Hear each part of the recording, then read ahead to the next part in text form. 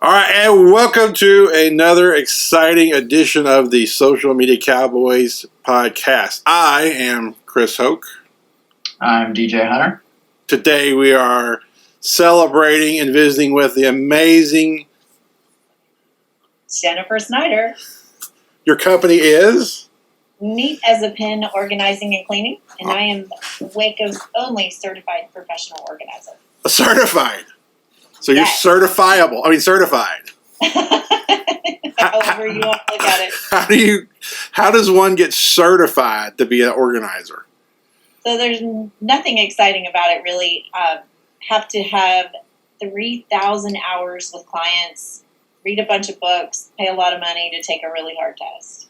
Okay. Then I did that about 10 years ago, and I have to do CEUs. I have to recertify. I have to stay on top of my game, pretty much. Okay. But who is there like a federal board of organizing that you must go to? Do they have like their own police force and air force and? No. No. When I first got mine, it was part of BCPO, Board Certified Professional Organizers, and now it's a part of the National Association of Productivity and Organizing. Organization of Productivity. Yes. Okay, well, put a pin in that one. Neat as a pin, no pun intended. Put a pin in that. I'm going to come back to productivity here. Okay. So that board is, I guess, of colleagues and different people in your field have created an organized body that certifies each other. Yes. To make sure, it kind of, I think more than anything, it separates the real professionals from the side giggers. Yeah. Mm-hmm. So then what? Okay, let's go with that side gigger thing. So what damage could be done, or what would be the bad thing that could happen if you have somebody who's not really qualified or experienced to do your job? Even if it's an emotional bad thing, what is the possible bad thing? So that's a really good question. One of probably the most important thing is they don't understand why you're disorganized in the first place. So what you're going to do is you're going to pay somebody a bunch of money to come in and rearrange your stuff that you're not going to be able to maintain. Okay. So with my CEUs and my certification, I have an understanding of why we struggle. It's easier for me to understand the struggle and therefore get to the root of the problem and create systems that are going to work long term. So what would work for DJ clearly wouldn't work for you, and I have the training to differentiate between the two. Just look at the background; you can tell what would work for him and where. That's DJ's room, right? That's your room, right? That's my office space at home behind us. So yeah, clearly what would work for him and me is not the same. Exactly, and that's the trick. That's the secret sauce. That's what's going to make organizing work. Is to understand your habits, to understand your thinking style, to understand your why, and then create solutions based on your why. Okay. And so it's not cookie cutter, and one thing isn't going to work for everybody. And so the side giggers, they can come in and rearrange your pantry, but it's not going to stay. It's going to be a lot more work to keep it that way. And so there's a lot of understanding of the human condition that goes into it. Are you organized, DJ? Yes. Like everything? Very. Like everything? Uh-huh. So is your closet like organized, like the clothes and stuff? Uh-huh. Do you have a certain way to do your files, like on your computer, your data management?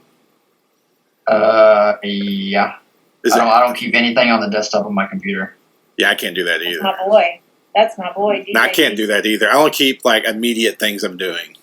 Yeah. And then I have to get rid of it at the end of the day. Yeah. I agree with you on that. Yeah, he's way more organized than me. But I don't think I'm that bad. I mean, you told me, you and I did it. You did a home consult one time. Mm-hmm. You probably have some sort of like your own ethic. You can't talk about what clients No, if you're willing to talk about it, I'll talk about it. You can tell them everything you want about me. So, this was way worse than it was. This is probably at less than half of what it was. We'll say half just to make it a round number. And I put in shelves because of you and some things like that because of you. But I told you my long-term wish is to become minimalist. And you told me, don't even worry about that. Now tell them why, because this might help somebody else. Why should I not worry about being a minimalist? Well, because first and foremost, you'll love Star Wars. Right. And so in order to be a minimalist, for starters, you're going to have to get rid of all those fun little things. Yeah. And so those make you happy. And so that's a part of who you are. And you need all that stuff. You need 2 or 3 computers where I just need one. And need can be subjective, but it's not always. So, I need a computer on my desk and I need a laptop. I don't need 3 screens. And so, need is subjective, but you use what you have. And as long as you're using it, then it's not superfluous. It's not clutter. Okay. If you use it and you need it. And so clutter is anything that we don't love or use. And you love all of your Star Wars stuff. And Right. you use all of your computer stuff. Right. Now, if you had a Wii Fit sitting in your room and you weren't using it, that would be something different.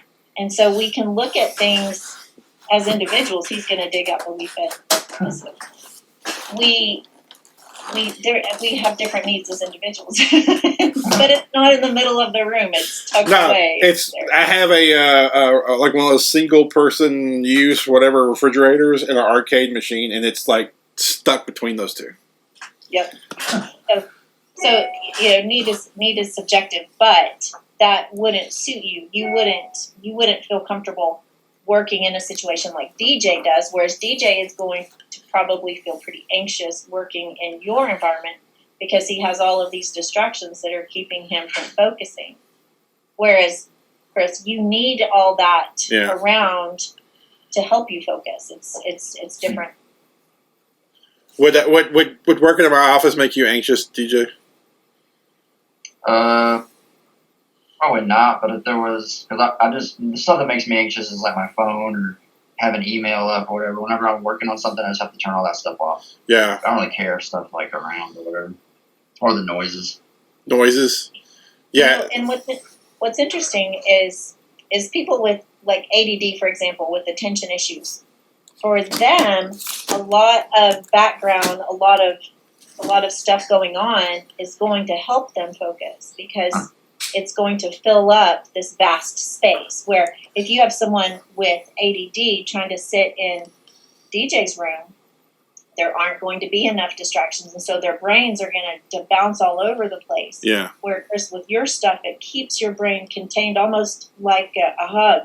Yes. It keeps it where it's supposed to be. Right. And so it's just a lot of how our brains work differently. Well, see, yeah, I mean, that's the reason why it's on all the walls.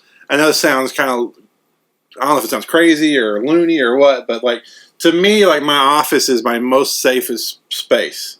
So all the stuff on the walls, no matter all the crap you do in the outside world, no matter if some client's mad at you or a family member's mad at you or coronavirus or whatever's going on in the world, when I come in here, this is who I want to be. So this is all like insulates all that. Yeah, the stormtroopers don't get the coronavirus. Right. Yeah, exactly. It's cool stuff. It's like a cave, Yeah. But I have to have an iPad here that I had just shut down. It was going off like crazy for some reason. It was getting too distracting. But I need that constant updates of notifications.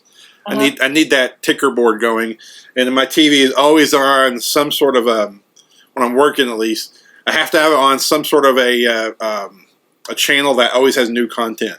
So like a movie channel won't work for me because I've seen that movie before. I need like a weather channel or a news channel or a sports channel where the content won't be repeated. Right. So think about it like a 4-lane highway. If you have to fill those other lanes or else you're going to veer all over. So if those other lanes are full, you can stay on track. Right. So that's your television, that's your iPad, that's those things. And those are helping you stay focused. And that is the perfect example of what the side giggers don't understand. So with a side gigger, you're not going to get that level of understanding. So the next time somebody comes into either one of our spaces, DJ, we can tell them that we need it this way. Yeah. There you go. So I need this to be a productive human being and need this. That There way. you go. If anybody gives you a hard time about your office, just say, Jennifer said that I need it. Now, having said that, though, there is a method to the madness, and I do believe in organized chaos. So, like, now one thing I'm very picky on, I don't like the idea of the junk drawer. I don't like the concept of a junk drawer. I hate the concept of a junk drawer. I like that you can have a miscellaneous drawer with things in it, but I need to know that the nails are all together and the tacks are all together. You know what I mean? Yep. The bread ties are all in one little thing. That's fine. Yes, because what happens is, and what drives me crazy is, at some point in your life, you'll be in a hurry or some sort of emergency, and you'll need a nail or you'll need a hammer or whatever else. If you can't find it, you've just compounded the issue. You've added another layer onto whatever you're dealing with. And that drives me crazy. And that's what organizing is. Organizing is problem solving more than anything. It is problem solving. So here I have a bunch of stuff, and I need to be able to know where to go to get it. So I'm going to have a hardware drawer. I'm going to have a tech drawer.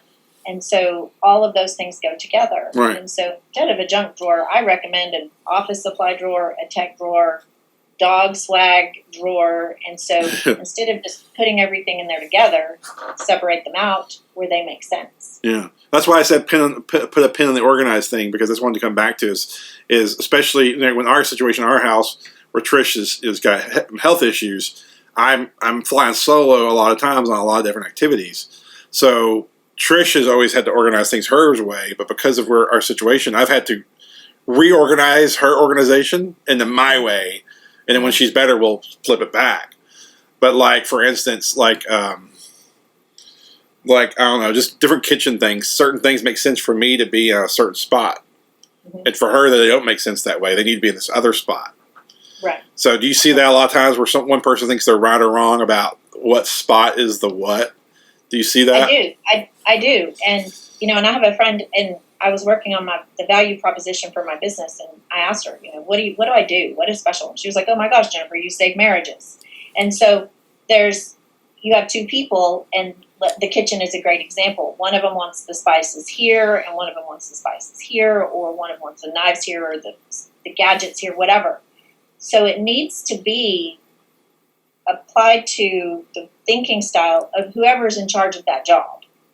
So if one person does most of the cooking, like at my house, my husband does most of the cooking. And so the kitchen and the utensils and the things that are used need to cater to his thinking style, not mine, because he uses them the most. And so what you're doing is exactly right. With Trish she was in charge, you're in charge now. So you modify them while you're in charge, but just know she's going to take it back.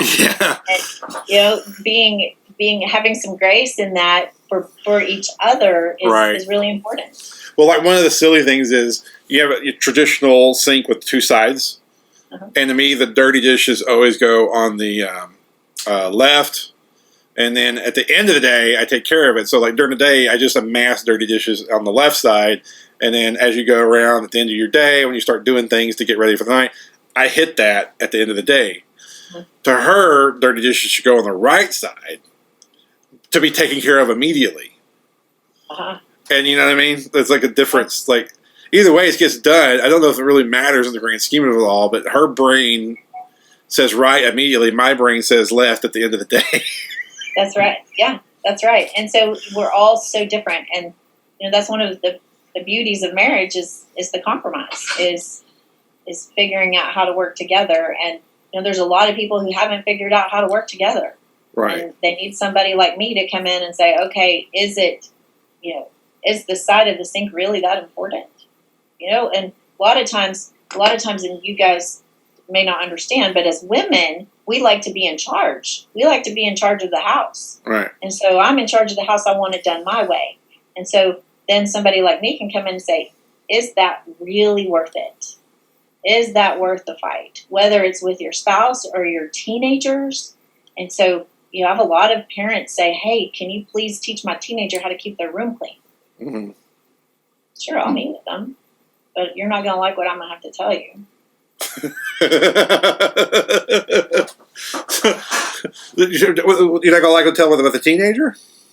Well, here's my Cliff Notes versions of the whole thing. Okay. And so you have a teenager. Let's say we have a 17-year-old. Okay. They want me to teach them to clean their room. So a 17-year-old has school, work, extracurricular activities. They're trying to figure out what they're going to do for the rest of their life. Then there's the opposite sex. Then there's social obligations, social stresses, all of these things, colleges, grades. And so they have so much on their brain, so much on them in their brain that their rooms are the bottom of the list. Right. And so that is what I tell parents. What are you going to sacrifice? What are you going to back off on in order for them to keep their room clean? You know, you're not going to do anything about the opposite sex. You're not going to do anything about friends. Can they sacrifice their grades? Can they not go to work? So where does the room really fall in the grand scheme of things? Now, I agree that food should never go in a bedroom. That's my one thing. Yeah. You know, if you have food in a bedroom, you're going to get ants in a bedroom. You're going to get roaches in a bedroom. If you live in the country, you're going to get mice and then snakes. So, you know, I think there's rules, but, you know, pick your battles. Pick your battles on all accounts, as you ask me. What do you pickiest about, DJ? Like in terms of like the house, are you picky about the kitchen or anything? No. You're not picky about nothing? Not really. Really? I spend all my time in this room, so I don't care. But I think you're picky about your car. I think that's where you get picky. Now, That's tell Jennifer some of your car pickiness, because I know a little bit about this. I got all of it from my dad because he's. I was about to say, I know where it came from. He came by it honestly. Yeah. Yeah. So I park far away, so I don't get door dings. I don't park under trees and all sorts of just stuff because I don't like to wash my car. So. Do you still move it around all day? Do what? Do you still move it around all day? No, I haven't even driven it in like a week and a half. Well, I thought, didn't you used to like a part of the day is in this garage and part of the day is another garage? Yeah, no, I don't do that anymore. Tell Jennifer, though, what you used to do. This is great. When you had, like certain parts of the day, it was in different garages. Oh, yeah, because like we live in a, what do you call it, homeowner association neighborhood, so they don't like to, one of the things in the bylaws is don't park your car in the driveway. So we have 3 cars and only 2-car garage, so I would park it in the neighbors. Most of the neighbors work, so one neighbor would let me park it in her garage, and then I'd park it at night in a different person's garage and all that kind of stuff. And what was funny is if you called him or emailed him or whatever, texted him at a certain time, you might catch him during the movement. He'd be like, "Hang on, I got to move a car." Yeah. Now it just sits in the same garage, so I don't have to do that anymore. Oh, so now you just like rent a neighbor's garage? Yeah, it's in a neighbor's. She works at Baylor, so I take care of her dog, and in turn, she lets me keep the car in the garage. Yeah, I've never met. I mean, I've known people picky about their car, but DJ is right there towards the top of the list about picky. I'm about 50% compared to my dad. So really? Oh yeah. You want to know something funny?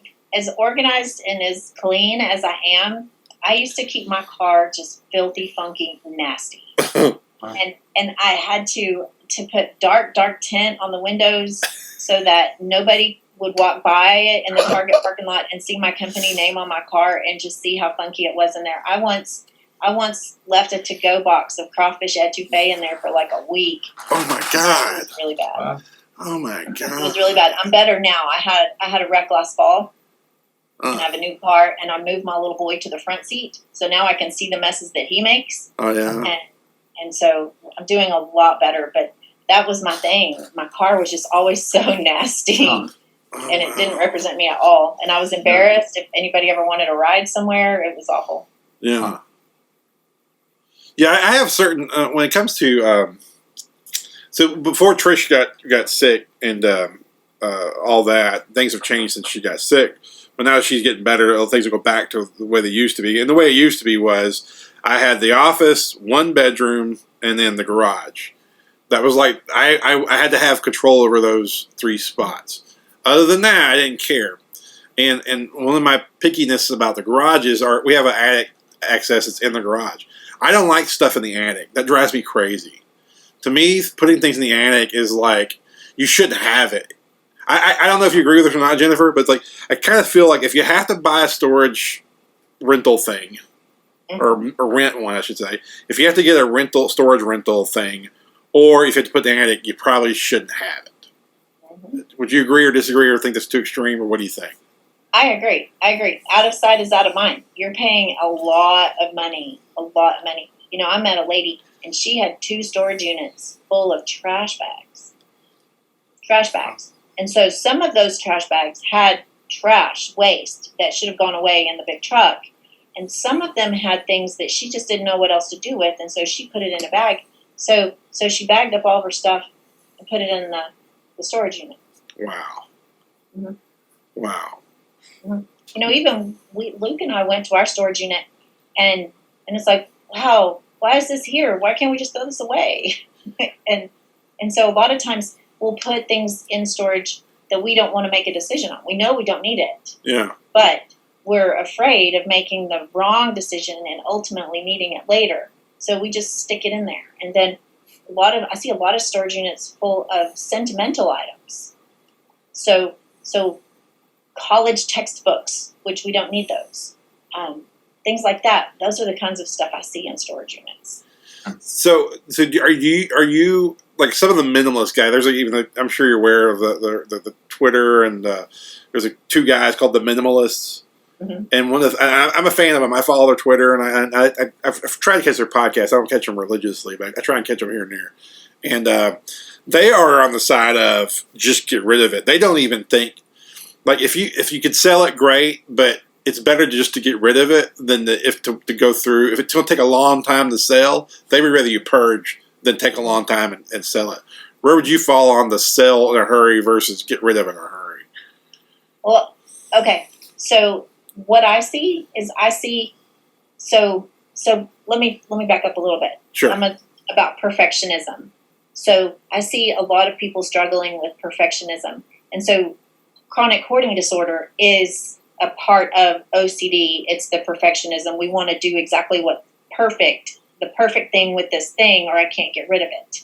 So depending on the situation, I feel like there are times, and more often than not, getting rid of the excess is what needs to be done right away. Okay. To improve the immediate quality of life. So you have this school of people that says, okay, I have this shirt. I'm going to donate this shirt, but it has a loose button. I need to repair the button. I need to take it to the cleaners. I need to wash it. I need to mend it. I need to pay money for it to be repaired before I can donate it. And so for many, many people, just getting it gone is really what needs to happen first. And then they can come back and go through with the repairing and doing the right thing. You know, selling, if you're going to make less than $20 on it, don't bother selling it. Just get rid of it. Really? It's not going to be worth the time, because you need to take good pictures. You need to write good descriptions. Depending on where you sell it, you need to ship it, or you need to meet with someone, or you need to have a stranger come pick it up off the porch, whatever. And so there's sometimes it's way more work to sell something than what you're going to get for it anyway. So you mentioned time. So how much does time management or preservation of time, because time is the one thing we all can't get back. You know, sometimes, as you get older, when I was younger, I would work all day to save $20. Now that I'm older, I'm like, $20, and I get all my whole day back. I mean, God, that's the reason I pay a mower. It's $40 a pop, but that $40 pop buys me 3 hours of life that I would have to give it up. Yeah, exactly. So I would rather pay the $40. Mm-hmm. So, but when you're younger, you don't really think that way. So how much of what you doing is actually like, is time at the core of it, I guess is what I'm trying to say. Or is that just one of the cores? Time is at the core. I think time and peace, inner peace, knowing what you have and where to find it. Clutter makes noise. Clutter makes noise, and so it's hard to focus. It's hard to work. It's hard to think with all that noise. And so there's that. But time is an essential piece of it. Like you said, if you needed a hammer and a nail, you need a hammer and a nail right now. You don't need to look for that hammer and nail for 45 minutes. You need to know where to put things and where to go to get things. And so a lot of times we have stuff sitting around because we don't know where to put it. Yeah. And so when you don't know where to put something, just ask yourself, where would I look for it? And so you bring home something new. Let's say a box of matches. Where do I put a box of matches? If it's not going to go in the junk drawer, then you ask yourself, where would I look for it? Okay. And that's where it goes. Even if it, to someone else, it wouldn't make any sense for it to go there. But if that's where you would look for it, that's where it needs to be. Simple as that. So I like to keep matches and lighters with candles and keep all those things in the same place. Right. So then you've got a category and you've got a space and you can designate a space to those things. Okay. That make sense? Yeah, it does. So bringing this back to social media, being social media cowboys, I find that I'll even post this Labor Day and Memorial Day. I always think of those two holidays for some reason because to me they're kind of lazy holidays. Mm-hmm. Like, they're not one that's really based on like fireworks or Christmas parties and stuff like that. They're kind of lazy holidays. Yeah. So I always think Memorial Day and Labor Day as two that you can kind of just take some self time. And I always recommend that people clean up their social media and organize their social media a little bit around those two things. For instance, with football, during the football season, I might follow a whole bunch of people extra because they've said something or tweeted something about football, and I follow them.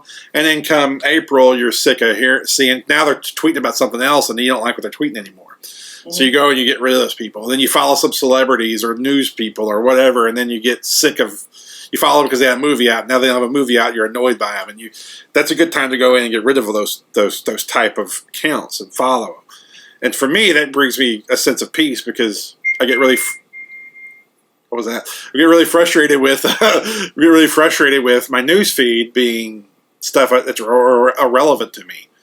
So right. How much of what you do can carry over into like social media and all of those things that people are dealing with on their smartphone, text, and so all of that, this clutter.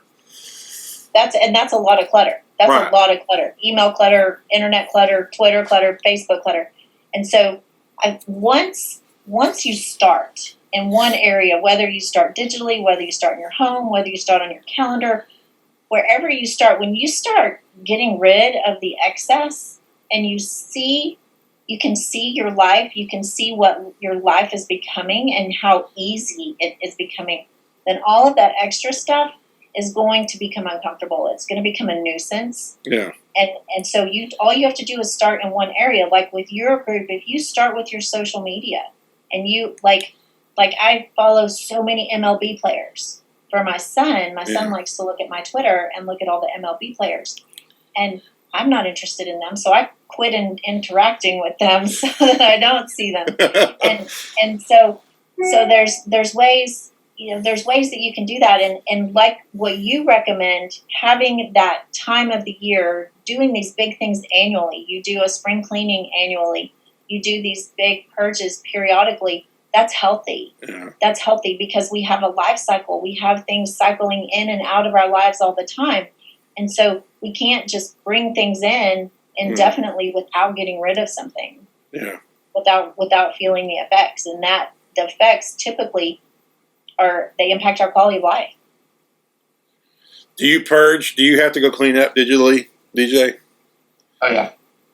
I deleted all my Facebook not too long ago. I deleted we have the movie section and the books and actors and all that stuff. I just deleted all of them. Really? I don't have any. Yeah, because you get tired of seeing their feeds and things. Yeah, it's just people I follow now, or friends with, and that's it. Yeah. Yeah, and that happens a lot. Go ahead. I like to silence people. Yeah. I don't. There's people I don't necessarily want to unfriend. Right. But I don't want to see what they're saying either. Yeah. So I love that people. And that becomes I know sometimes I overpost, but it's my job to get the word out on certain things and you use all the professional tools and things like that. But sometimes it helps to just use your own personal Facebook to help. Like with what we're going through with the Corona COVID thing, these restaurants really need a little extra TLC, and so I've posting some stuff for some clients, not just restaurants, but lots of clients, my own personal social media.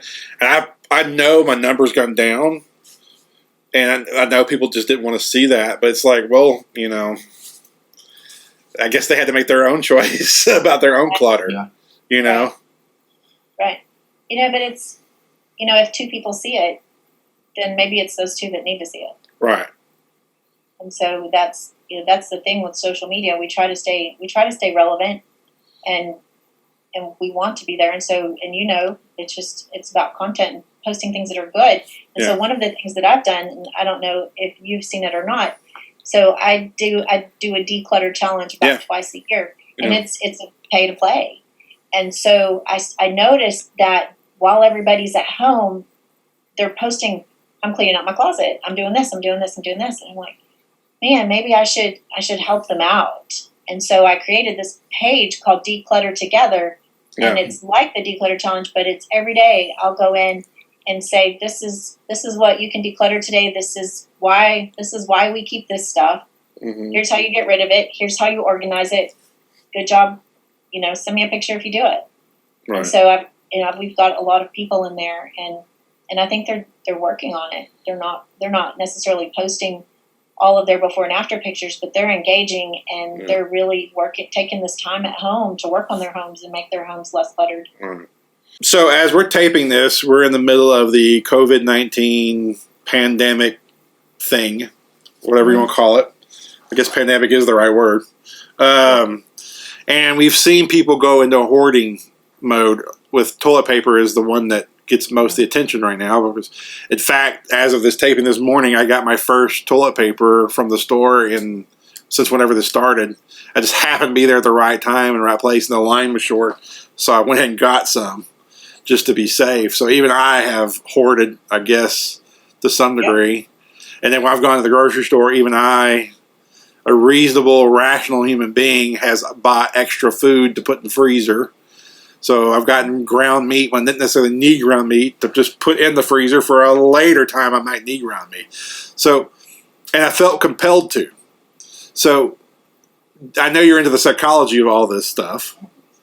What the heck is happening to a rational person? Like, I thought I was a rational person, but even I have gone a little bit into a hoarding mode with this COVID-19 stuff. What's going on? We control our possessions. We control. It's about control. Okay. That's why when all of this started, everybody was buying water.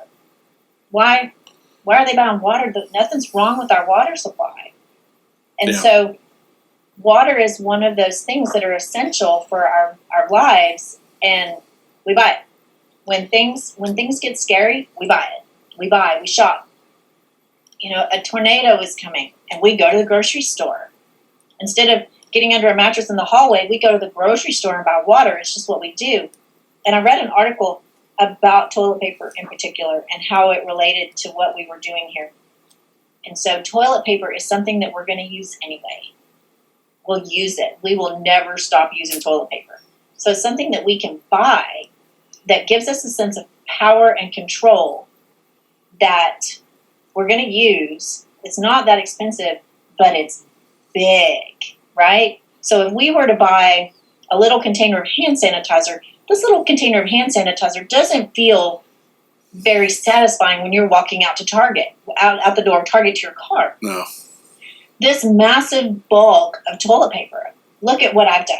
Look at what I'm doing to take care of myself. Look at the control that I have in this situation. That's what it is. It's about control. When we hoard other things, if we hoarded butter tubs, if we hoarded books, if we hoarded pens, it's all about control. It's all about control. And that piece of control is about alleviating the fear. So most of the time, when we hoard something, there is an undercurrent of fear of something, of running out, fear of lack, fear of not being in control, fear of not being able to communicate, therefore writing a letter. And so we hoard these things as a response to fear. And it's simple as that, regardless of what we hoard. So have you hoarded anything, DJ? No. related to COVID? Just normal. No. Have you even had to go to the store since all this started? Yeah. Yeah.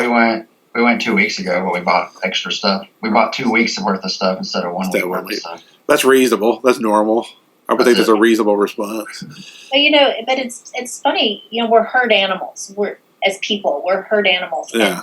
And we do subscribe and save, and so we didn't need toilet paper when all this started because we get a case of toilet paper every 2 months. Okay. And it lasts us more than 2 months. In fact, I give toilet paper to my grown sons, and so my husband and I, we were at Target one Sunday morning, and they had toilet paper. And as we were walking out, it's like, okay, so we've got this many rolls, and we replace one about every this many days, and so we should probably be okay.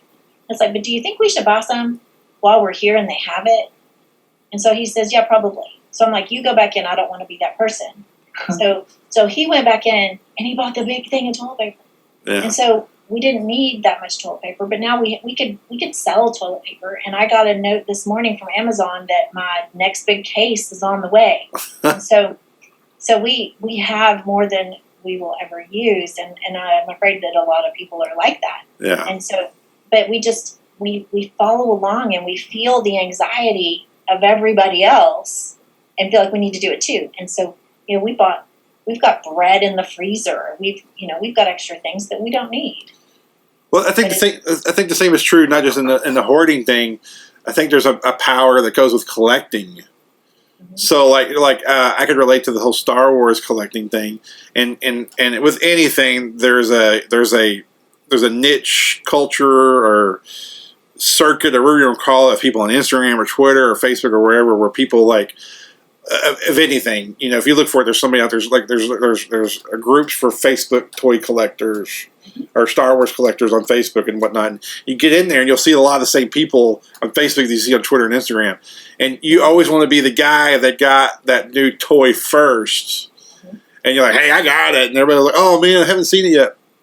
But you've got it. So it's like a sense of power or accomplishment or something that I got the brand new release toy and y'all did not.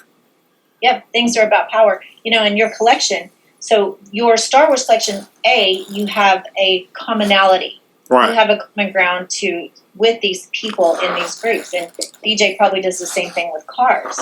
And so with us, it's travel select baseball. But there's always, your car is in the best garage, and you've got the rarest little action figure. Right. Whereas with us, and my son's got the newest, greatest, and latest bat. Yeah. And so regardless of what it is, there is this stuff component, and that stuff is always about power. The DJ, we talked about an episode with Jerry Snyder, no relation, Jerry Snyder, we all collect things, and Jerry is very he's very meticulous, and he's well groomed, and he doesn't have an ounce of fat on him, but even he collects shot glasses and water skis, and DJ is as meticulous as you see he is behind you. He's got how many online video games that you've got on PC and Xbox, everything else? 500 or 600 something. Yeah. We've all got something, and for me, it's books. Yeah, right behind you. I like books with words. I like books without words. I like to put my own words in them. But when I grow up, I want my house to be a library where people live. Right. And so we all have something, yeah. And it gives us a sense of satisfaction, but it does also a sense of power. Like with books, knowledge is power, and look at all this knowledge that I have at my fingertips, even if I don't have the time to read them all. Right. So we always ask everybody at the end of the podcast, what is the next, latest, greatest, awesome, big, huge project thing that you can tell us about? That you can tell us about. I know you don't want to. If something you don't want to spill the beans on here, I get it. But what's next for you? I've got two. I've got two really big things. First of all, and it's further down the line, but I am working on a podcast. I told you guys a little bit ago that I geek out on the business end of the business. Yeah. And so my podcast is called Baking Your Business from Scratch. Basically what it is going to be a podcast about building a home-based business while taking care of your home, taking care of your kids, taking care of yourself, managing it all. Okay. And so that's Baking Your Business from Scratch. hopefully will be out this summer. But something that is much closer on the horizon is I am working on an online course for people who want to move. So when you move, it is a step-by-step. This is what you do. This is how you pare down so that you're not paying to move stuff you don't need. Here's a link to the boxes that I like. Here's how to pack your necklaces. Here's how to do this. Mm-hmm. And so it is going to be an all-inclusive instruction manual for moving. And that is called Relocation Academy. Relocation Academy. I like that. I like that a lot. Yep. That fills a void. Yep. You don't hear a lot of people giving tips on moving. Mm-hmm. It's pretty much throw in boxes and bins and go. Things you can do. It's one of the most stressful things you can do. And so just Yeah. like anything else, planning ahead will make it easier. Last time we went from a duplex to this house, and I literally worked 2 days nonstop with about 4 hours sleep in between. And I was so physically messed up. I went to the chiropractor, and he's like, you know how many visits this is going to take Yeah. to fix you? Right. He said, yeah, you're way out of line. And then he just started, I think it took about 3 or 4 visits to get me to some reasonable state. So if I had a plan, instead of doing things like I normally do, half cocked and just diving into them, Right. I probably would have done that move in half the time That's exactly right. and half the physical labor. That is exactly right. Smarter, not harder, And half the stress. and half the stress. But so that's a good. You're filling a good niche there. That's good. Well, thanks. I'm Yeah. excited. I'm excited about it. I'm motivated. Really looking forward to working on it. All And right. so that's how I plan to fill my days while I'm at home, Yeah. homeschooling.